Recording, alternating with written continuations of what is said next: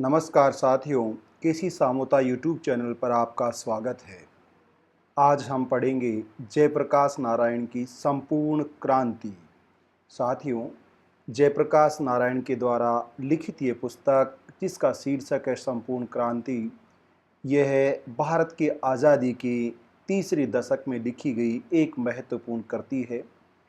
उस समय के भारत में जो लोकतंत्र को लेकर, सामाजिक आर्थिक व्यवस्था को लेकर जो हालात थे, उन हालातों में बदलाव की जो बयार लेकर आने वाली यदि कोई पुस्तक थी तो वह थी संपूर्ण क्रांति, जिसने भारत की राजनीति में एक नवीन आयाम स्थापित किया, एक नवीन अध्याय को शुरुआत किया।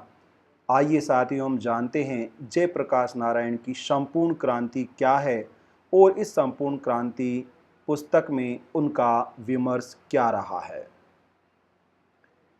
संपूर्ण क्रांति जयप्रकाश नारायण द्वारा लिखित कृति जो सर्व सेवा संघ प्रकाशन राजघाट वाराणसी से प्रकाशित है।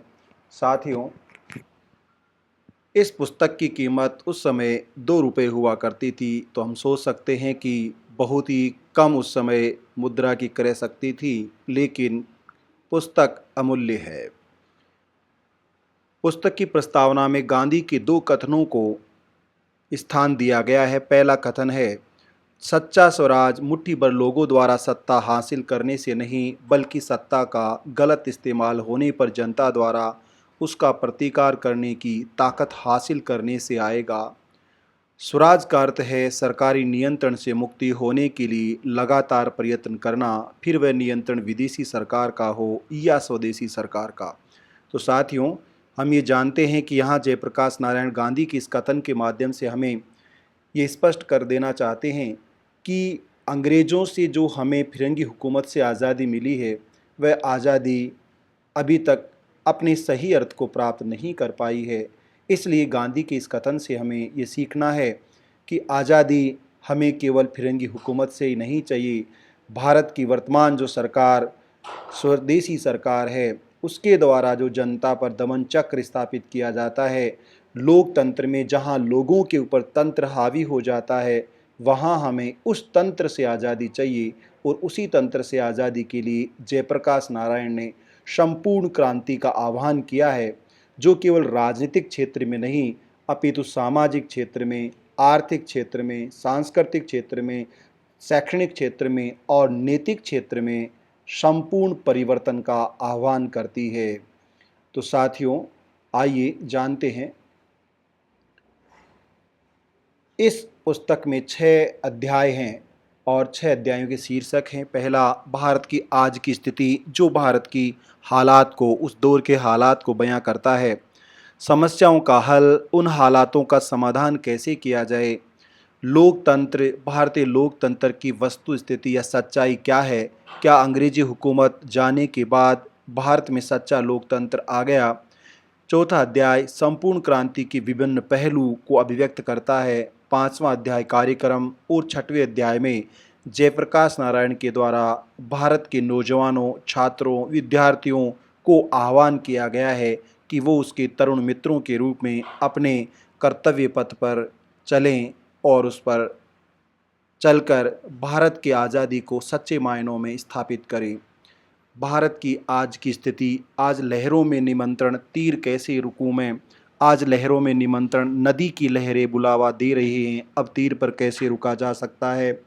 वास्तव में रुकना नहीं चाहता, समाज में उठ रही इन तरंगों में कूदना चाहता हूँ। मैं आज फिर से 1942 की स्थिति देख रहा हूँ।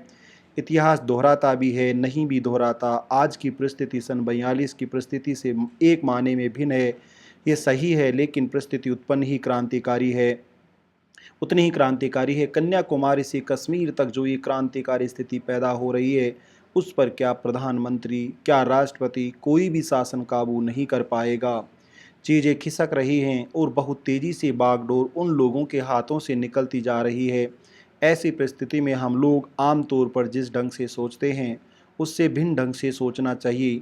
जो परिस्थिति कठिन मालूम देती है, जिसके लिए वातावरण बना नहीं था, वह परिस्थिति आज तैयार है। लोग आज आपकी बात सुनने को तैयार हैं। आज आपकी बात उनको यूटोपियन यानी काल्पनिक नहीं लगती। जनता के इस बदले हुए रुख को पहचानना होगा।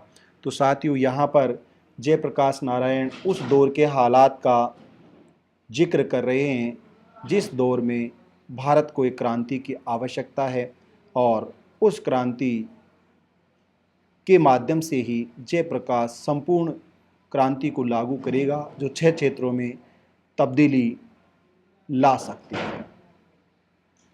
जनता कराह रही है। आज 27-28 वर्षों के बाद का जो स्वराज है उसमें जनता कराह रही है।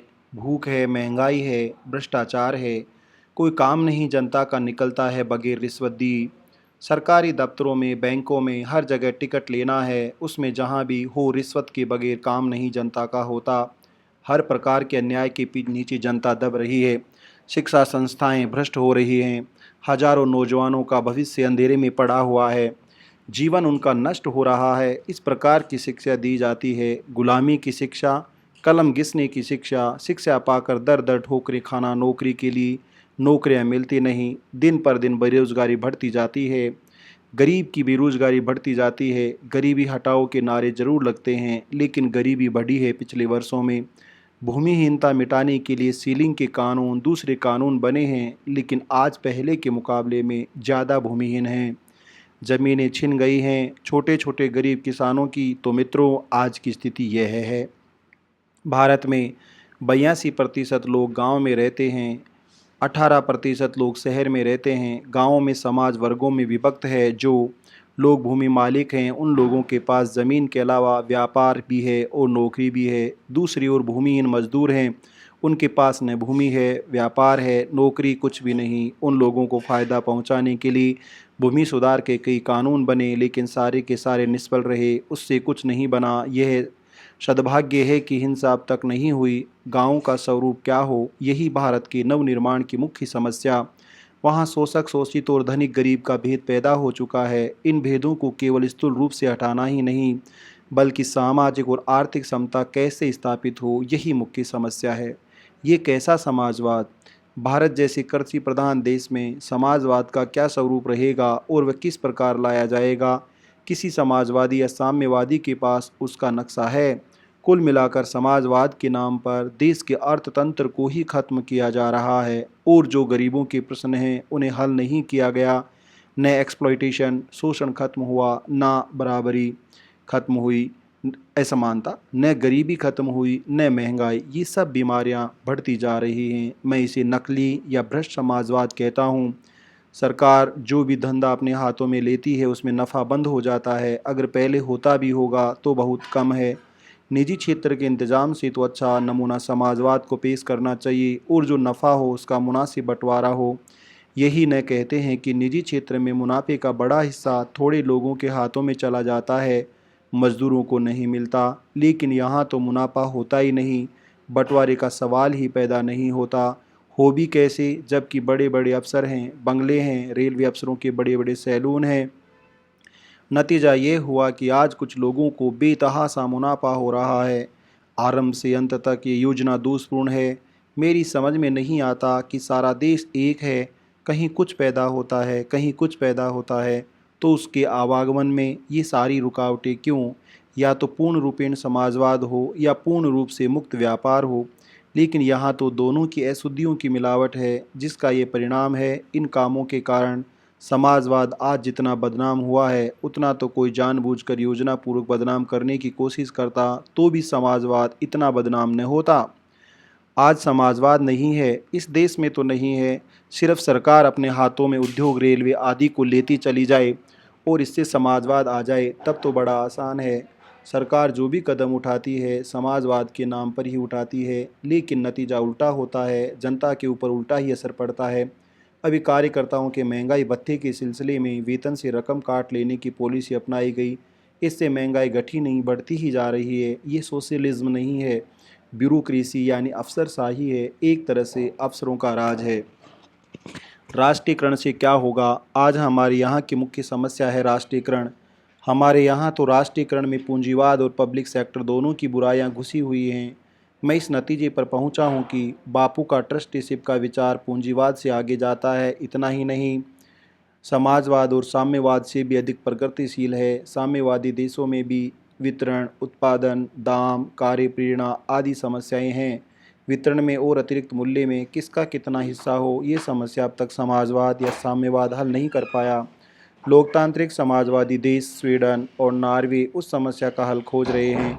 जर्मनी में भी उसकी समस्या चल रही है। एक बहुत बड़ा गंभीर प्रश्न है कि जितने भी पब्लिक सेक्टर के उद्योग हैं वे सारे ट्रेड यूनियन के कब्जे में हैं, यानी पब्लिक सेक्टर में जितना झगड़ा है उतना प्राइवेट सेक्टर में भी नहीं है। राउरकेला में 6 यूनियनें हैं और दुर्गापुर में 7-8 यूनियनें हैं। तो केवल मात्र राष्ट्रीयकरण कर लेने से क्या हुआ, जब तक काम करने वालों के साथ बैठकर एक सर्वसम्मत या सर्वानुमति से काम का तरीका नहीं निकालते और काम करने वालों को काम में अपनापन महसूस नहीं होता, तब तक राष्ट्रीयकरण हो गया कहने से क्या मतलब है। इस प्रकार कोई समाजवाद नहीं आ सकता है। उसमें भ्रष्टाचार ने आकर तो सारे तंत्र को सड़ा दिया है, बनाई गई अच्छी से अच्छी नीतियों को भी भ्रष्ट कर दिया। इस प्रकार राष्ट्रीयकरण का विनायक बनने के बजाय वानर बन गया। केवल राष्ट्रीयकरण राष्ट्रीयकरण नारा लगाने से क्या होगा। गेहूं का थोक व्यापार हाथ में लिया था, फिर सब अनाज का व्यापार भी हाथ में लेने की बात कही जा रही थी, लेकिन कोई सोचने वाला नहीं है कि ये सब उद्योग और व्यापार हाथ में लेने के बाद औद्योगिक और व्यापारिक डिसिप्लिन अनुशासन कैसे बना रहेगा। देखिए बिहार में कितना लोहा और कोयला है, लेकिन जब से राष्ट्रीयकरण नेशनलाइजेशन हुआ है घर में जलाने के लिए कोयला भी नहीं है। दाम भी बेतहाशा बढ़ गए। ऐसी परिस्थिति में गरीब बेचारा क्या करेगा। समाजवाद से लाभ होना चाहिए, लेकिन किसको होता है, राजनीतिक लोगों को और अफसरों को ही होता है। सन 1922-23 में रूस में एक विशेष परिस्थिति पैदा हो गई थी। उन लोगों का अर्थतंत्र टूट रहा था। लेनिन को लगा कि इस प्रकार तो हमारी क्रांति ही खत्म हो जाएगी, इसलिए उन्होंने अपनी आर्थिक नीति को रिवर्स गियर 2 कदम पीछे हटाया। एक नई अर्थनीति को अपनाया जिससे उत्पादन की, व्यापार की नई धाराएं खुल सकें, फिर से कुछ रक्त का संचार हो और अर्थतंत्र कुछ स्वस्थ हो। ऐसा साहसपूर्ण कदम उन्होंने उठाया था। गांधी विचार की बात तो लोग नहीं सुनते, लेकिन उसकी तरफ ठीक से ध्यान दिया जाए तो हमारे कई संकट टल सकते हैं। गेहूं का व्यापार सरकार ने अपने हाथों में लिया, तब मैंने सरकार को आगाह किया था और इंदिरा जी को पत्र लिखकर इस पर फिर से विचार करने के लिए कहा था। जनता के हित की बात हो तो कोई भी मनुष्य राष्ट्रीयकरण के खिलाफ नहीं जा सकता, लेकिन जो योजना बनाई गई वह अपने में गलत थी, जो नीति बनाई गई थी वह भी गलत थी। खैर, उस पर अमल करने में ईमानदारी बरती गई होती तो भी जनता को इतनी तकलीफ न होती। दिल्ली से लेकर नीचे तक सारे देश में भ्रष्टाचार फैला हुआ है। ऐसे भ्रष्ट प्रशासन के द्वारा राष्ट्रीयकरण पर अमल कैसे हो सकेगा। आज तो गजब का गठबंधन हो गया है। बेईमान राजनीतिक नेता, बेईमान अफसर और बेईमान व्यापारी ये सब मिल गए हैं। इस हालत में कोई भी योजना सफल नहीं हो सकती है। जन असंतोष का वड़वानल मेरी चिंतन में एक बात यह भी है कि आज देश की परिस्थिति दिन पर दिन बिगड़ती जा रही है। आश्चर्य होता है कि लोग ये कैसे सहन कर रहे हैं, कैसे लोग अपना पेट भर रहे हैं। गरीब की तो छोड़ ही दीजिए, मध्यम वर्ग के लोग, औद्योगिक मजदूर जो और मजदूरों से थोड़ा खुशहाल हैं, कैसे गुजारा करते हैं। ये कॉलेज के शिक्षक लोग अपने परिवार को कैसे पालते हैं। प्राइमरी स्कूल के लोग कैसे चलाते हैं अपना परिवार, धंधा कैसे करते हैं। आज की महंगाई में अब ये परिस्थिति रहेगी तो जनता चुप रहेगी। ये नक्सलपंथी हो या न हो, दूसरे हिंसावादी हो या न हो, जनता के दिलों में जो असंतोष की, जो विद्रोह की भावना है, जो रोष है, क्रोध है, वह फूटेगा। इसी प्रकार से छिटपुट हिंसा यहाँ वहाँ होती रहेगी तो नतीजा होगा लोकतंत्र का दरवाज़ा बंद हो जाएगा और लोकतंत्र के बदले तानाशाही कायम हो जाएगी। अब इस लोकतंत्र के दायरे में जो कॉन्स्टिट्यूशनल तरीका है उनमें से कोई उत्तर जनता की समस्याओं का मिलता नहीं है। क्या करेगी जनता। सरकार के वादे हैं, लेकिन वे वादे कैसे पूरे होंगे। या तो तब तक हम इंतज़ार करें या विपक्षी दलों के हाथ में सत्ता आए। कितने वर्षों में फिर सत्ता आएगी। 1968 में आई थी। सन 1968 से लेकर 1972 तक कितने उलट पुलट हुए। कांग्रेस की पहली हार हुई, क्या हो गया। 5 वर्षों के अंदर कोलू के बेल की तरह यही जो तंत्र है, वही जो व्यवस्था है लोकतंत्र की, इसी में हम घूमते रहेंगे तो जनता को भाग नहीं मिलेगा। सांपनाथ की जगह नागनाथ वाली बात होगी। अतः इन बीमारियों की जड़ में जाना है। ये तर्क कि अगले चुनाव में जनता संवैधानिक तरीके से सरकार बदल सकती है अब अर्थहीन हो गया है। संवैधानिक संस्थाओं और पद्धतियों का जितना उल्लंघन या दुरुपयोग हुआ है, जितना लोकतंत्र की प्रक्रियाओं को वल्गराइज कुंठित किया गया है, उसके बाद इस तर्क का क्या औचित्य रह गया है। हमारे चुनाव कानून में कई कमियां छिद्र हैं, सुधार की बातें वर्षों से चल रही हैं, लेकिन सत्ताधारी दल ने एवं सरकार ने इस दिशा में कुछ नहीं किया। मेरी दिलचस्पी थी, इसलिए चुनाव सुधार समिति का मैं सदस्य बना था, रिपोर्ट दिया। 5-6 वर्ष हो गए, शायद 8 वर्ष हो गए होंगे, आज तक वह पड़ा है। राजनीति के अंदर जो भ्रष्टाचार है उसके ऊपर काबू पाने के लिए कई सुझाव हमने दिए। इलेक्शन की चुनाव पद्धति में कुछ सुधार होना चाहिए, इसके बारे में भी कई सुझाव हमने दिए। राजनीतिक भ्रष्टाचार ही भ्रष्टाचार की जड़ है। भ्रष्टाचार की समस्या व्यापक है, समाज का कोई भी अंग नहीं है जहाँ ये रोग न फैला हो। जनजीवन में इसका प्रवेश हो गया है, घर घर में प्रवेश हो गया है। आज की व्यवस्था हमें मजबूर करती है अपनी आवश्यकताओं की पूर्ति के लिए भ्रष्टाचार करने को। अपना बच्चा बीमार है और दवा खुले बाजार में मिलती नहीं और काले बाजार में मिलती है तो खरीदनी ही पड़ेगी। डॉक्टर ने वही दवा बतलाई है, और भी कितने कंपल्सन्स हैं, कितनी मजबूरियां हैं। जनता का काम ही नहीं होता अगर रिश्वत न दे। इसका मैंने अध्ययन किया, लेख लिखी, बातचीत की लोगों से। मेरे ध्यान में भी ये बात आई, आपके भी ध्यान में आएगी कि कहीं से किसी बीमारी के छोर को पकड़ना है। एक साथ हम हर पहलू में, समाज के हर अंग में जो भ्रष्टाचार है, एक साथ उसका इलाज शुरू करें तो संभव नहीं है। उसकी जड़ में जाना होगा। और मैंने बहुत सोचा तो मेरी समझ में बात आई, व्यापार में, उद्योग में, हर जगह भ्रष्टाचार अवश्य है, लेकिन ये दूर नहीं हो सकता, ये काबू में नहीं लाया जा सकता है जब तक कि राजनीति में और शासन में एवं सत्ता में जो भ्रष्टाचार है उस पर काबू न पाया जाए। वहाँ से तो भ्रष्टाचार को निर्मूल ही करना होगा। अन्य क्षेत्रों के भ्रष्टाचारियों को पोषण मिलता है सत्ता के द्वारा, राजनीति के द्वारा। किसी जमाने में समाज से भ्रष्टाचार निर्मूल हो जाए, संतों का ऐसा समाज बनने वाला है नहीं। लेकिन हर चीज़ की एक मर्यादा होती है, लिमिट होती है, सीमा होती है। सीमा के बाहर वह बात चली जाती है तो फिर वह जानलेवा हो जाती है। आज ये भ्रष्टाचार, जैसा कि मैं समझता हूँ, हद दर्जे को पार कर गया है। जवाहरलाल जी के उस ज़माने में भ्रष्टाचार नहीं था क्या? जरूर था, लेकिन इंदिरा जी के ज़माने में जितना ये रोग बढ़ा है उतना ये कभी नहीं था। चुनाव में जितना खर्चा बढ़ा है उतना ये कभी नहीं था। मर्यादा पार कर गया है। जनता की रोटी इस भ्रष्टाचार के सवाल से जुड़ी हुई है। अरबों रुपया देश का जाने कहाँ चला गया, किसके पॉकेट में चला गया? जनता के पास तो नहीं पहुँचा। वह पॉकेट कितना गहरा था? वह रुपया जनता के लिए, उसके कुएं के लिए, उसकी खेती के लिए, उसके प्राइमरी स्कूल के लिए और बातों के लिए खर्च हुआ होता। छोटे छोटे उद्योग धंधे गांव के खड़े होते। तकलीफ़ों के कारण जनता के हृदय में असंतोष एवं हिंसा व्याप्त है। ये सरकार को समझना चाहिए। मुझे खबरें मिली हैं कि गरीब देहाती जिंदा रहने के लिए अपने बच्चों को बेच रहे हैं, घुट घुट कर मरने के बजाय। बेनी क्षेत्र में एक पूरे कुटुंब ने एल्ड्रिन पीकर आत्महत्या कर ली। ऐसे घर मैं जानता हूँ कि जवान बेटियां हैं, शादी नहीं कर पाते, रोते हैं। इन दुखों और कष्टों के कारण आज आग लगी है।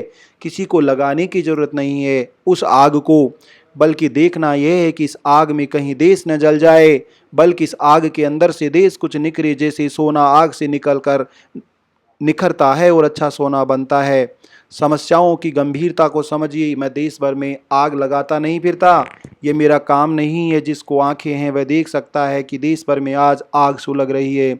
और जैसा मैंने पटना में कहा था 4 जून की उस सभा में, हुकूमत की कुर्सियों के नीचे आग है, जो उन पर बैठे हैं उनको ये आग न दिखे वह अलग बात है। गर्मी बढ़ेगी तो शायद उनकी समझ में ये बात आएगी। यह कोई जयप्रकाश नारायण आग लगा रहा है, ये कोई युवक या छात्र आग लगा रहा है, ऐसी बात नहीं है। जनता कष्ट से अपना जीवन बिता रही है, महंगाई की चक्की में वह पिस रही है। जो भी काम जनता का हो, चाहे सरकारी दफ्तरों से हो, बैंकों से हो, सोसाइटियों से हो, कहीं से हो, बगैर रिश्वत के उनका काम होता नहीं। रेल की टिकट नहीं मिलती, और भी कितनी बातें नहीं होती।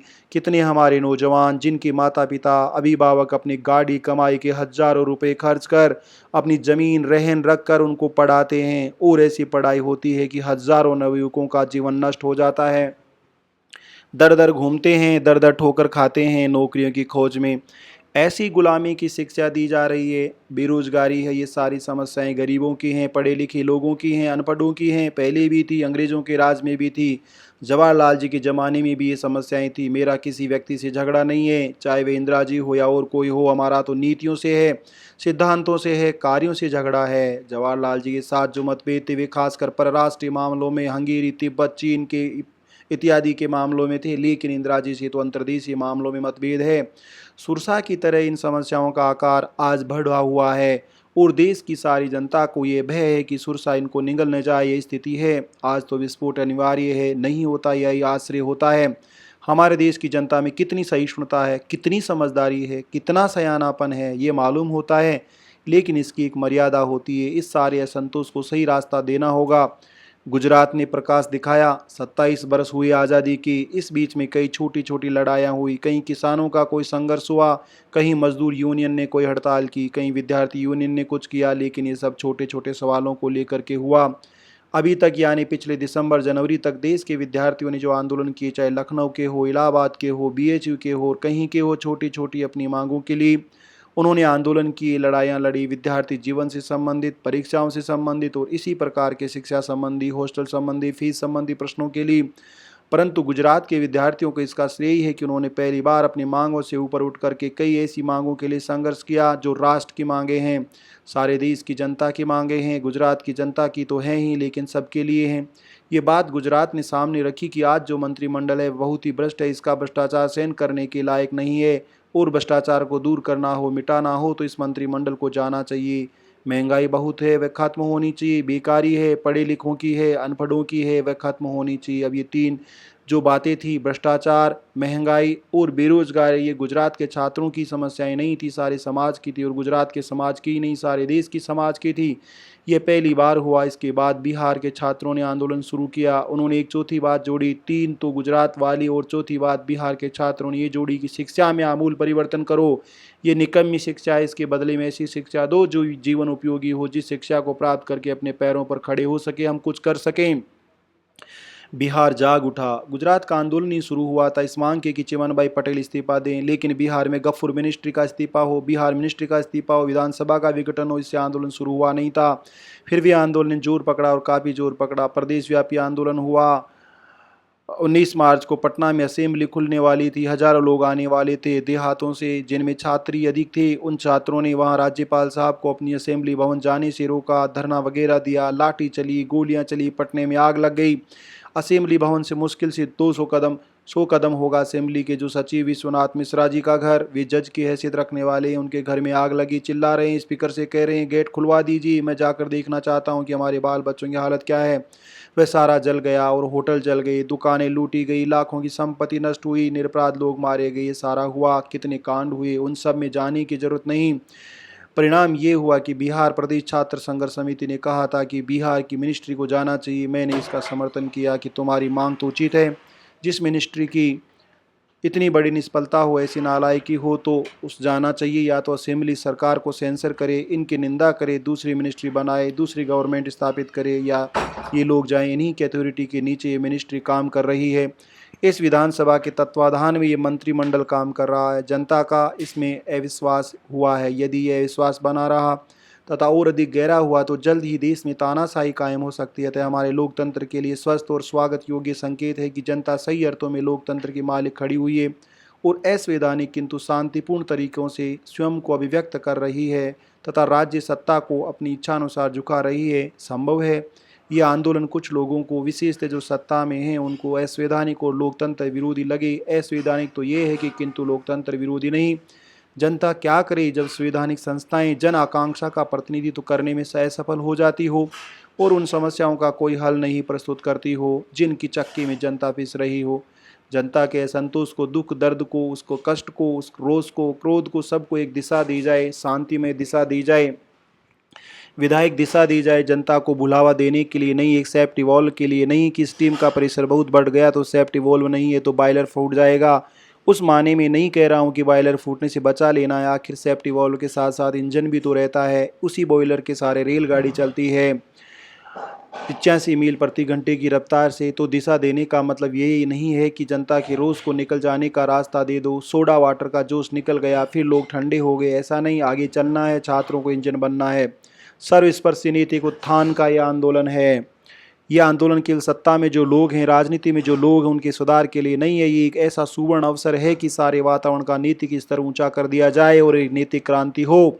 ऐसे छात्र हैं जो इम्तिहान में चोरी करते हैं, जेब में छुरा लेकर जाते हैं, निरीक्षक कहता है तो उसको छुरा दिखाते हैं, पैरवी करके नंबर बढ़वाते हैं, ऊपर का क्लास बनाते हैं और क्या क्या करते हैं। शिक्षक भी कई ऐसे हैं। हम जो साधारण नागरिक हैं, इस व्यवस्था ने हम सबको मजबूर कर दिया है बेईमानी बनने के लिए। हम सबको भ्रष्ट बना दिया है इस व्यवस्था ने। इस व्यवस्था को बदलना है, तोड़ना है, एक व्यापक नैतिक उत्थान का आंदोलन करना है। ये संभव नहीं है कि समाज भ्रष्ट रहे और शासक राजनीतिक नेता ही सुधर जाएं। राजनीति में जो बेईमानी आई है और ऊपर से आई है, वह बिहार का ही रोग नहीं, दिल्ली से ये रोग फैला है। एक क्रांतिकारी परिस्थिति पैदा हो रही है मित्रों, और सफल होती है क्रांति उसी समय जब सत्ता को चलाने वाले जो लोग हैं वे सत्ता के लात मार करके आगे बढ़ जाते हैं। जो बागी हैं उनकी बागियों की कतार में पहुंच जाते हैं, तो क्रांति को कोई रोक नहीं सकता। सत्ता सत्ताहीन हो जाती है। जिनके बल पर सत्ताधारी सत्ता करते हैं वे उनको छोड़कर चले जाते हैं। रूस की क्रांति क्यों सफल हुई? इसलिए सफल हो गई कि रूस के जो सिपाही थे, जर्मनी के मोर्चे पर जो लड़ रहे थे, पोलैंड आदि में, वहाँ से अपनी बंदूकें लेकर वे भाग गए, नारा लगाते हुए, give me peace, give me bread, शांति दो, रोटी दो। लेनिन ने कहा कि तुमको हम शांति भी देंगे और रोटी भी देंगे। तो जो सिपाही और फौज के लोग व्यापारियों की बागियों की कतार में आ गए। जारशाही खत्म हो गई, जार की उतनी बड़ी हुकूमत खत्म हो गई, इसलिए कि उनकी दीवारें ढह गई थी। यह परिस्थिति यहाँ भी पैदा होने वाली है। जनता को अपनी लड़ाई स्वयं लड़नी होगी। आज लोग कहते हैं सहयोग क्यों नहीं करते आप इंदिरा जी के शासन के साथ और शासकों के साथ? किस बात का हम सहयोग करें, किस बात के लिए करें, किस काम के लिए करें? मैंने तो कितने सहयोग के प्रस्ताव किए। आदरणीय शंकर राव देव के सुझाव पर 2 बरस हमने गवाए। पॉलिटिक्स ऑफ कंसेंस के ऊपर हमारे राजनारायण जी वगैरह उग्रवादी समाजवादी मित्रों को लगता रहा कि पॉलिटिक्स ऑफ कंसेंसेंस आदि में जेपी समय गंवा रहे हैं। अब तो पॉलिटिक्स ऑफ कॉन्फ्लिक्ट चाहिए। कितनी समितियां बनी, कमेटियों में से कुछ विचार लेकर के इंदिरा जी के पास भेजा। पार्लियामेंट के मेंबरों के पास मैंने छपी हुई चिट्ठी भेजी, इसमें सुप्रीम कोर्ट और जनता के मूल अधिकारों के बारे में और 6 सुझाव करप्शन दूर करने के बारे में थे। किसी ने सुनवाई की? किसने ध्यान दिया उस पर? 6 बरस से वह एंटी डिफेक्शन बिल क्यों पड़ा हुआ सड़ रहा है? ये लोकपाल बिल क्यों 6 वर्षों से लटका हुआ है? जो बिल उन्हें पास करना होता है उनके मतलब का होता है, स्टीम रोलर करके उसे पास कर लेते हैं। न सिलेक्ट कमेटी बनेगी, न पब्लिक ओपिनियन ली जाएगी। पहली रीडिंग, दूसरी, तीसरी, बस पास हो गया। चूँकि 2/3 बहुमत है। करप्शन को रोकना चाहते हो तो किसी बात पर क्यों नहीं उपाय किया आज तक? कोई ध्यान देता है इन चीज़ों पर? संतानम कमेटी की रिपोर्ट, वांचू कमेटी की रिपोर्ट और एडमिनिस्ट्रेटिव रिफॉर्म्स कमेटी की रिपोर्ट, ये तो सरकारी रिपोर्टें हैं। उन पर अमल हुआ? किसी ने ध्यान दिया? तो मित्रों हमें ये सोचना पड़ेगा। इंदिरा जी से मैंने बातें की, मुझे बड़ा असंतोष हुआ, मुझे समाधान नहीं हुआ और मेरे ऊपर ये असर पड़ा कि इन मामलों में इंदिरा जी कुछ नहीं करेगी, न कुछ करना चाहती हैं। शायद इनको या इनकी पार्टी को आज की व्यवस्था से लाभ होता है। मैं इस निर्णय पर आया कि जनता को स्वयं लड़ाई लड़नी होगी। भ्रष्टाचार मिटाने के लिए या उस पर काबू पाने के लिए, चुनाव की पद्धति को सुधारने के लिए या जनता के और जो सवाल हैं उनको हल करने के लिए जनता स्वयं इस जिम्मेदारी की ओढ़ ले। इस जिम्मेदारी को ओढ़ ली जनता, स्वयं लड़ाई लड़े, जन संघर्ष हो। मेरा एक और निर्णय हुआ कि संघर्ष शांति में, निर्दलीय होगा और इसमें अगवा छात्र युवा होंगे। ये बहुत बड़ा महत्व का काम करना है सारे देश में। मैं ये नहीं कहता हूँ कि जो बिहार में हो रहा है वह बिहार तक सीमित रहना चाहिए। वे कोई बिहार की समस्याएं हैं, उत्तर प्रदेश की वे समस्याएं नहीं हैं, या प्रदेशों की नहीं, ऐसी बात नहीं है। वे देशव्यापी समस्याएं हैं और सारे देश में उनके लिए कुछ न कुछ होना चाहिए। ये संघर्ष किसी व्यक्ति या दल के खिलाफ नहीं है, ये संघर्ष है आज की व्यवस्था के खिलाफ। ये लड़ाई न सरकार को पलटने या विधानसभा को विघटित करने की है, ये तो संपूर्ण व्यवस्था में परिवर्तन की लड़ाई है। यह आंदोलन समय का तकाजा है। तो मित्रों, ये आंदोलन किसी ने किसी के रोकने से, जयप्रकाश नारायण के रोकने से नहीं रुकने वाला है। ये आंदोलन क्यों हुआ? छात्रों में खलबली है, उनकी छात्र की हैसियत ये समस्याएं हैं। जैसे शिक्षा है, शिक्षा के बाद, डिग्री के बाद अंधकार उनके सामने खड़ा है। इस प्रकार कॉलेजों में इम्तिहान होते हैं, ये सारा कुछ होता है इस दोषपूर्ण शिक्षा के चलते। उसके अलावा छात्रों की भी, नागरिकों की भी समस्याएं हैं। महंगाई की चक्की में आप पिस रहे हैं, दिन रात महंगाई बढ़ती जा रही है, भ्रष्टाचार है, रिश्वतखोरी है, बेकारी बढ़ती चली जा रही है। इन अन्य लोगों की भी, पढ़े लिखे लोगों की भी अगर ये सब बातें न होती, ये सब परेशानियां न होती, तो 1000 जयप्रकाश नारायण भी चाहते तो क्या यह आंदोलन खड़ा होता, हजार छात्र संघर्ष समितियां चाहती तो क्या आंदोलन खड़ा होता। जमाने की पुकार है ये मित्रों, आंदोलन की चार मांगे, भ्रष्टाचार, महंगाई और बेरोजगारी का निवारण हो और कुशिक्षा में परिवर्तन हो। लेकिन समाज में आमूल परिवर्तन हुए बिना क्या भ्रष्टाचार मिट जाएगा? ये कम हो जाएगा। महंगाई बेरोजगारी मिट जाएगी या कम हो जाएगी? शिक्षा में बुनियादी परिवर्तन हो जाएगा? ये संभव नहीं है जब तक सारे समाज में एक आमूल परिवर्तन न हो। इन चार मांगों में समाज का सारा भविष्य बंद है। इन चार मांगों के उत्तर में समाज की सारी समस्याओं का उत्तर है। ये संपूर्ण क्रांति है मित्रों। दूसरा अध्याय, समस्याओं का हल, समस्याओं का समाधान कैसे हो।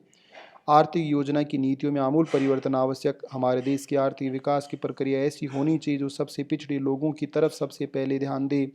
सबसे पहले किनारे पड़ गए या पिछड़े रह गए लोगों से शुरुआत करना जरूरी है। आज के विकास की प्रचलित विचारधारा इस प्रश्न की एकदम उपेक्षा करती है। योजनाकार ये अनुमान करके चलते हैं कि विकास का लाभ धीरे धीरे छूटे हुए और सबसे पिछड़े हुए लोगों को मिलेगा। इसको थियरी ऑफ परकोलेशन कहा जाता है, यानी कि विकास का लाभ ऊपर से धीरे धीरे उतर कर नीचे तक पहुंचेगा। इस देश में जो आयोजन हो रहा है और सर्वोदय जिस तरह का आयोजन करना चाहता है, उन दोनों की दिशा के बीच मूलभूत भेद यही है। सच देखा जाए तो विकास की योजनाओं का मुख्य और सर्वप्रथम लक्ष्य ये होना चाहिए कि हर एक व्यक्ति को जीवन की प्राथमिक ज़रूरतों की चीज़ें मिल सके। किंतु आज हमारे देश में इतनी भी कब सध सकेगा ये कोई नहीं कह सकता। योजना आयोग द्वारा 10-15 वर्षों में इतना होगा ही, इसका आश्वासन वह नहीं दे पाता। अब कोई रास्ता तो निकलना चाहिए। एक तरफ हम नक्सलवादियों को गाली देते हैं, लेकिन दूसरी तरफ हर एक व्यक्ति को भोजन देने की व्यवस्था नहीं कर सके तो ऐसा कब तक चलेगा। बेरोजगारी, आंदोलन की चार प्रमुख मांगों में से एक है बेरोजगारी निवारण। जनता की गरीबी बेरोजगारी मिटेगी तुम्हारे बड़े कारखानों से।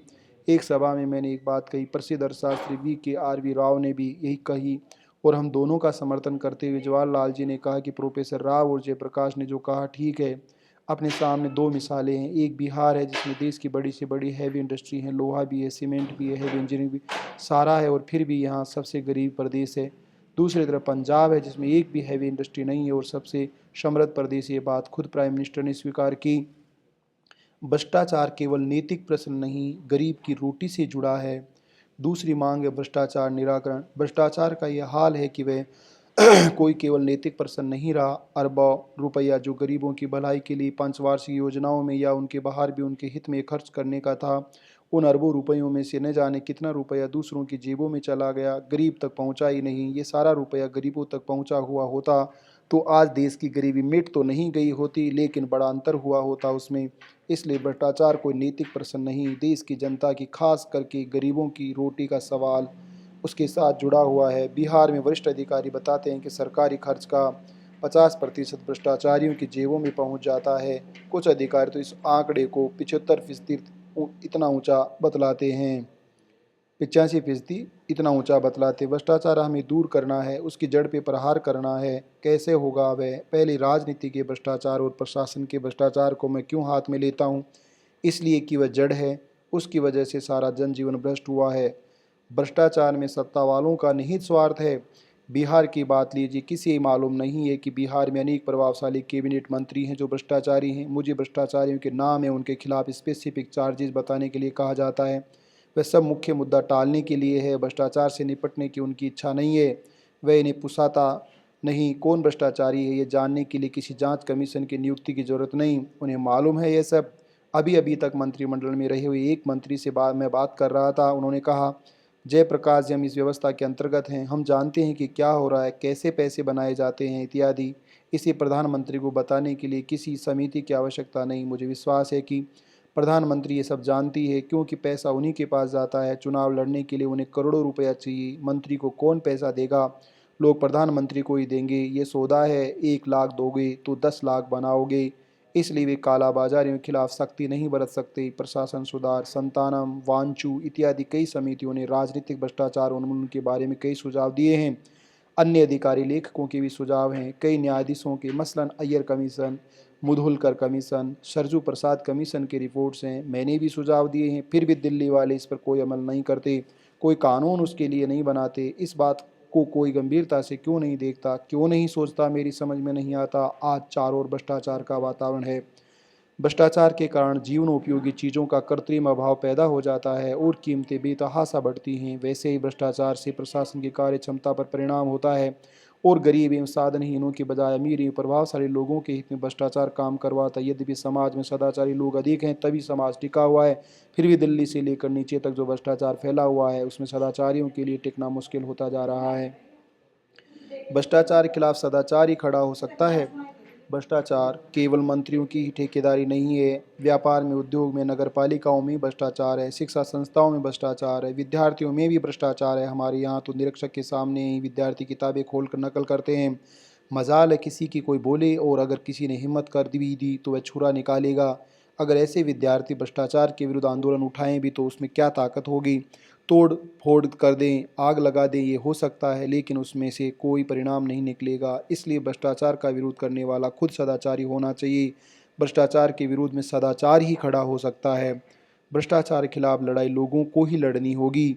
भ्रष्टाचारियों के मामलों की तरह चुनाव के तरीकों में सुधार के लिए भी मैंने कोशिश की कि पार्टी लीडरों की आपसी बातचीत, सेमिनार आदि करके सर्वसम्मति से इस सिलसिले में एक नतीजे पर पहुंचा जाए कि चुनाव का जो तरीका है, उसके जो कानून हैं, पीपुल्स रिप्रेजेंटेशन एक्ट, उसमें क्या सुधार लाया जाए। मेरी इस कोशिश में विपक्षी पार्टियों का थोड़ा सहयोग रहा, लेकिन कांग्रेस पार्टी का कुछ भी सहयोग नहीं मिल सका। काफ़ी लंबे तजुर्बे के बाद मैं इस नतीजे पर पहुंचा कि अगर इस सिलसिले में कुछ किया जा सकता है तो वह जनता ही कर सकती है, लोग ही कर सकते हैं। समझाने बुझाने, प्रचार करने, लेख लिखने या सेमिनार करने से कुछ होता नहीं। जिनके हाथ में सत्ता है, जो पावर में है, जो इससे फ़ायदा उठाना चाहते हैं, वे इसमें कोई तब्दीली नहीं चाहते। हो सकता है दूसरी पार्टियों को भी मौजूदा चुनाव के तरीकों से और कानून से फ़ायदा पहुंचता हो। बहरहाल मैं इस नतीजे पर पहुंचा हूं कि इससे लिए लोगों को ही लड़ना होगा। लड़ाई का क्या तरीका होगा? गुजरात में भी करप्शन को ही लेकर बात शुरू हुई, लेकिन बात आगे नहीं बढ़ी। गुजरात के छात्रों ने अपनी सख्ती से रास्ता खोला, ये उनकी बड़ी सफलता हुई, लेकिन इतनी बड़ी जीत के बाद आगे का जो काम था वह नहीं हुआ। इस माने में गुजरात में विफलता हुई। आपको मालूम ही है कि मैंने इलेक्शन सुधार के लिए कमेटी बनाई है, इसमें काम करना शुरू कर दिया और इसकी रिपोर्ट भी आ जाएगी। इंडियन ओपिनियन एक पत्रिका है, उसके संपादक श्री एरिक डिकास्टा इस कमेटी के संयोजक हैं। सदस्यों में से एक बम्बई हाई कोर्ट के भूतपूर्व चीफ जस्टिस श्री तारकुंडे हैं, वे सुप्रीम कोर्ट में प्रैक्टिस करते हैं। पार्लियामेंट के भूतपूर्व स्पीकर श्री मालवंकर के पुत्र श्री पुरुषोत्तम मालवंकर, जो अहमदाबाद से स्वतंत्र एमपी हैं, दूसरे सदस्य हैं। तीसरे सदस्य बम्बई हाई कोर्ट के एडवोकेट श्री ए जी नूरानी हैं, वह एक मशहूर पत्रकार भी हैं और इंडियन एक्सप्रेस में लिखते हैं। उनकी एक अच्छी किताब मिनिस्टर्स मिसकंडक्ट हाल ही में छपी है। चौथे सदस्य श्री मीनू मसानी हैं, उन्होंने इन समस्याओं का काफ़ी अध्ययन किया और लिखा भी है। पांचवें सदस्य अहमदाबाद यूनिवर्सिटी के पॉलिटिकल साइंस के प्रोफेसर और डीन श्री के डी देसाई हैं। सिटीजन्स फॉर डेमोक्रेसी, जिसका मैं अध्यक्ष हूँ, उसकी ओर से दिल्ली में एक सेमिनार में बुलाना चाहता हूँ। इसमें पार्लियामेंट के सब पार्टियों के प्रतिनिधियों को बुलाऊंगा, कांग्रेस पार्टी के अध्यक्ष और मंत्री को भी आमंत्रित करूंगा और कोशिश करूंगा कि चुनाव के तरीकों में सुधार के लिए कोई सर्वसम्मत रास्ता ढूंढा जाए। इस तरह दोनों काम, आंदोलन और विचार विमर्श साथ साथ चल रहे हैं, लेकिन इससे मुझे कोई ज़्यादा उम्मीद नहीं है, क्योंकि जो लोग पावर में हैं वे कुछ सुनने वाले नहीं हैं। अब लोग इस मामले में क्या करें? विपक्षी पार्टियां भी कोई दूध की धूली नहीं है, वे इस तरह के तरीके अपनाती हैं। अच्छे और बुरे लोग तो हर जगह हैं, लेकिन जो चुनाव में खड़ा होता है या उतरता है वह जीतना चाहता है, पार्टी भी जीतना चाहती है। अंग्रेजी की एक कहावत है, all is fair in love and war. तो ये लड़ाई है, यहाँ हर तरह के हथकंडे इस्तेमाल किए जाते हैं। मैं चाहता हूँ कि इस आंदोलन से जनता में जागरण आ जाए और हालात ऐसी हो जाए कि सब लोग बार बार जनता को धोखा न दे सकें, पैसे देकर या जात पात का सवाल उठाकर, और न किसी और तरीके से गुमराह कर सके। न मंत्रिमंडल के इस्तीफे से और न विधानसभा के विघटन से भ्रष्टाचार की समस्या हल होती है। इतना ही होता है कि भ्रष्टाचार का केंद्र बना हुआ था, भ्रष्टाचार एक सिंबल बन गया था, प्रतीक बन गया था। मंत्रिमंडल, हुकूमत, शासन, प्रशासन, चूँकि उसके समर्थक ये लोग, ये विधानसभा के लोग उसके प्रतीक बने हुए थे। अगर जनता की शक्ति से, युवकों की शक्ति से, छात्रों की शक्ति से उनको अपनी कुर्सियों पर से हटना पड़ा तो ये छोटी बात नहीं हुई, बड़ी बात हुई। जनजीवन में व्याप्त भ्रष्टाचार को भी हटाना है। राशन शॉप की दुकान में चले जाइए तो पीछे के दरवाजे से ब्लैक से जितनी चीनी खरीदना चाहें खरीद लीजिए। तो ऐसा मत समझिए कि यह भ्रष्टाचार सिर्फ प्रशासन और शासन भ्रष्टाचार है, वह जनजीवन के प्रत्येक क्षेत्र में है। लेकिन यथा राजा तथा प्रजा, पुरखाओं ने कहा है, गोमुख में गंगोत्री में विष मिला दिया जाए, वहाँ का पानी जहरीला हो जाए तो पटना की गंगा भी जहरीली हो जाएगी। इसलिए उसकी पहल दुरुस्त करना। लेकिन उसके साथ साथ मित्रों में व्यापारियों को चेतावनी देता हूँ कि हमारे बच्चे, हमारे साथी, हमारी तरुण शांति सेना, हमारे सर्वोदय के लोग दुकान को नहीं लूटेंगे, आग नहीं लगाएंगे, आपकी रक्षा करेंगे। लेकिन आपका काम है कि आप संगठन ऐसा बनाइए की चीज़ों की कमी है, तो जनता को चीज़ें मुहैया हो सके। कंट्रोल आप आपस में कीजिए। सरकार के कंट्रोल का नतीजा हम देख चुके हैं। बड़े किसान जो होर्डिंग जमाखोरी करते हैं, क्या उन्हें हम पकड़ेंगे नहीं? उन्हें होर्डिंग करने देंगे? लोगों को खाना नहीं मिलता है और भाव बढ़ेगा तो बचिएगा आप, तिजोरियां भरिएगा और यहाँ लोग भूखे मरेंगे। भारत में रहते हैं आप, कहाँ रहते हैं? ये नहीं चलेगा। और कौन नहीं चलने देगा? लोक शक्ति। इस लोक शक्ति का सीधा संबंध जनता की जो ज्वलंत समस्याएं हैं, जीवन मरण की समस्याएं हैं, उनके साथ जोड़ना है। थोक व्यापारी हो या खुदरा, हमने व्यापारियों की भी मीटिंग की तो उसमें थोक व्यापारी और खुदरा व्यापारी आपस में लड़ गए। हमने कहा कि जाइए आप लोग आपस में समझौता कर लीजिए, फिर मेरे पास आइए।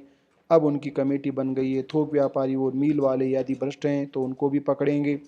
समझौते को भंग किया जाता है तो इसके लिए कुछ सज़ा के बारे में भी सोचा जा सकता है। उसका अहिंसक प्रति सकते हैं। लूट खसोट नहीं करेंगे, आग नहीं लगाएंगे, लेकिन उनके दुकान का माल चाहे पुलिस आ जाए तो उसके सामने भी निर्धारित दाम से बेचेंगे और उसके पैसे उसको दे देंगे। इस प्रकार काला बाजार बंद हो सकता है। व्यापारी को धर्मादा संस्था नहीं है, वह मुनाफे के लिए काम करता है तो मुनाफा भले हो, लेकिन मुनाफाखोरी नहीं होनी चाहिए। मुनाफे की एक सीमा होनी चाहिए, जमाखोरी और भ्रष्टाचार न हो। इसलिए समाज के प्रबुद्ध लोग और संस्थाओं को समाज के संतरी वॉचडॉग बनकर निगरानी करनी चाहिए। उसके सिवा भ्रष्टाचार दूर नहीं होगा, नहीं होगा, नहीं होगा। तो मित्रों, ऐसी जनशक्ति बननी चाहिए। मोहल्ले मोहल्ले में ऐसी समितियां बननी चाहिए। महंगाई, इन छात्रों की तीसरी मांग है महंगाई हटाओ। परंतु किसके बूते हैं ये महंगाई हटाओ? महंगाई के कई कारण हैं, कुछ तो दुनिया की परिस्थिति के कारण और कुछ भ्रष्टाचार के कारण। उसके लिए अधिकांश जिम्मेदार हैं भारत सरकार की गलत दोषपूर्ण आर्थिक नीतियाँ और गलत योजनाएं। सरकार की आर्थिक नीतियों के कारण उन नीतियों के चौकटे के अंदर भी जो गड़बड़ी होती है, कालाबाजारी होती है, मुनाफाखोरी होती है, चीज़ों को गायब करने की कोशिश होती है, ये बंद होना चाहिए। कैसे? मोहल्ले मोहल्ले की छात्र संघर्ष समितियाँ, जन संघर्ष समितियाँ ऐसी शक्ति पैदा कर दें और व्यापारियों को कह सकें कि भाई देखो, तुम हमारे भाई हो, व्यापार करो, दुकानदारी करो, हम कुछ नहीं बिगाड़ेंगे तुम्हारा, लेकिन ठीक तरह से चलो। जनता अब जाग गई है, अब सोई हुई नहीं है। मैंने कहा कि जनता की आवश्यकता की वस्तुओं के बारे में जनता, थोक, खुदरा व्यापारी, प्रशासन, छात्र मिलकर भाव तय कर दें। इस भाव पर आपको बेचना होगा। किस राशन की दुकान में कितनी चीज़ें अलॉट हुई हैं उसकी लिस्ट रहे। पटना में मैंने इस समस्या के विभिन्न पहलुओं पर सरकार के संबंध अधिकारियों के साथ मिलकर विचार करने के लिए एक समिति का गठन किया है। उसके बाद खुदरा एवं थोक व्यापारियों के प्रतिनिधियों तथा वनस्पति तेल जैसी आवश्यक वस्तुओं की आपूर्ति करने वाले उद्योगों के प्रतिनिधियों के साथ बैठकें आयोजित की जाएंगी। उचित मूल्य की दुकानों के पास जो जाली राशन कार्ड है उनका पता लगाने के लिए सरकारी अधिकारियों और छात्र एवं जन संघर्ष समितियों के प्रतिनिधियों की संयुक्त समितियां गठित की जाएंगी। छात्र एवं जन संघर्ष समितियों के ऐसे स्वयंसेवक दल भी होंगे जो जागरूक प्रहरी के रूप में काम करेंगे और ये सावधानी रखेंगे कि तय किए गए मूल्य का अनुसरण किया जाए तथा जिन वस्तुओं का अभाव है और जो सरकार द्वारा दुकानदारों को आवंटित की गई हैं वे काला बाजार में जाकर लुप्त न हो जाएं। आवश्यकता होने पर मूल्य नियंत्रित करने तथा सामान्य जनता को आवश्यक वस्तुएं सुलभ कराने के लिए शांति व सत्याग्रह के विभिन्न रूप अपनाए जाएंगे। कुशिक्षा, अब शिक्षा की चौथी मांग को लीजिए। अंग्रेजों ने जिस पद्धति को चलाया था वही पद्धति आज विश्वविद्यालयों में चल रही है। थोड़ा कुछ नहीं के बराबर इधर उधर फर्क हुआ है। विद्यार्थी यूनिवर्सिटी सीनेट में प्रतिनिधि बनते हैं, लेकिन वह अपने में कोई क्रांतिकारी परिवर्तन नहीं हुआ। जो भी डिग्री लेकर निकलता है वह नौकरी खोजता है। आज अगर आपका प्रधानमंत्री बन जाता है तो सबको नौकरी नहीं दे सकेगा। आज नौकरी है ही नहीं। माओ ने युवकों से कहा, खेतों में और कारखानों में जाओ, वहाँ सीखो समझो, वही तुम्हारा विश्वविद्यालय है। बापू ने भी वही कहा था कि विद्यार्थी स्वावलंबी हो, उसका आत्मविश्वास प्रकट हो, ऐसी शिक्षा होनी चाहिए। आज तो नौकरी दो, नौकरी दो, गुलामी दो, गुलामी दो, ऐसी शिक्षा है। हमको न व्यापारी के न सरकार के गुलाम बनना है, हमको तो देश के लिए उत्पादन और संगठन करना है। मेरा निवेदन है कि जो क्रांतिकारी परिस्थिति शिक्षा के क्षेत्र में आई है उस पर विचार कीजिए। प्राध्यापक लोगों को भी आगे बढ़ना चाहिए क्योंकि वे इस क्षेत्र के तज्ञ हैं। सभी लोग सोचें समझें किस प्रकार शिक्षा में क्रांति हो। शिक्षा में आमूल परिवर्तन आवश्यक है। शिक्षा में आमूल परिवर्तन होना चाहिए। इसमें इधर उधर करने से, पिच्चीकारी और चिप्पीकारी करने से कुछ होने वाला नहीं है। इस समय वर्तमान शिक्षा व्यवस्था में आमूल परिवर्तन संबंधी अपनी क्रियात्मक चिंता के कारण मैं वर्तमान पद्धति को ज़्यादा अच्छी तरह समझने की दृष्टि से काफ़ी संख्या में छात्रों, अध्यापकों से मिलता रहा हूँ।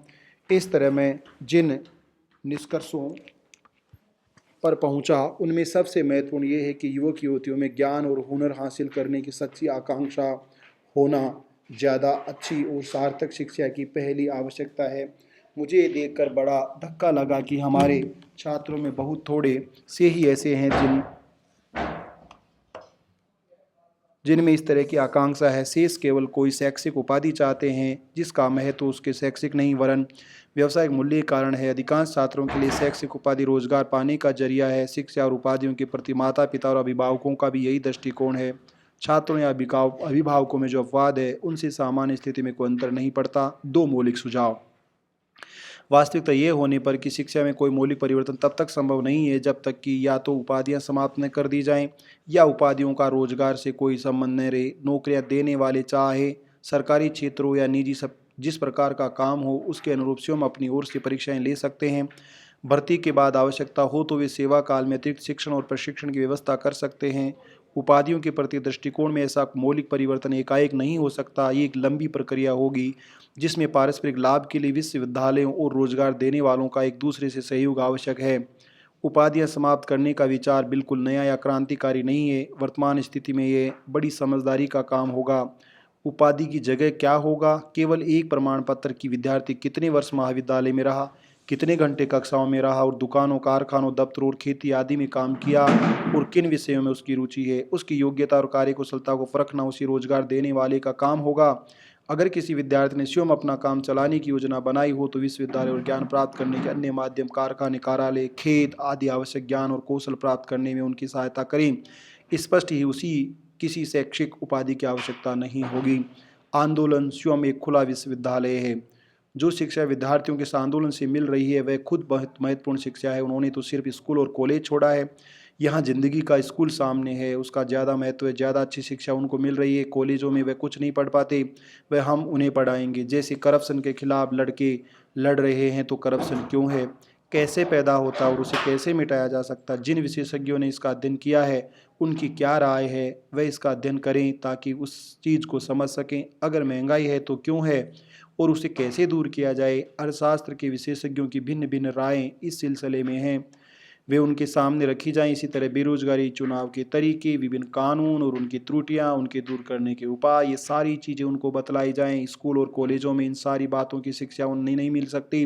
करिकुलम के अनुसार भी हमें छात्रों की मदद करें। इसके अलावा भी उन्मुक्त विश्वविद्यालय की स्थापना करके शिक्षा उनको देने की योजना बन रही है और फिर इस आंदोलन में कार्य करके जो तजुर्बा हासिल होगा, तीनों मिलकर उनकी शिक्षा पूर्ण होगी।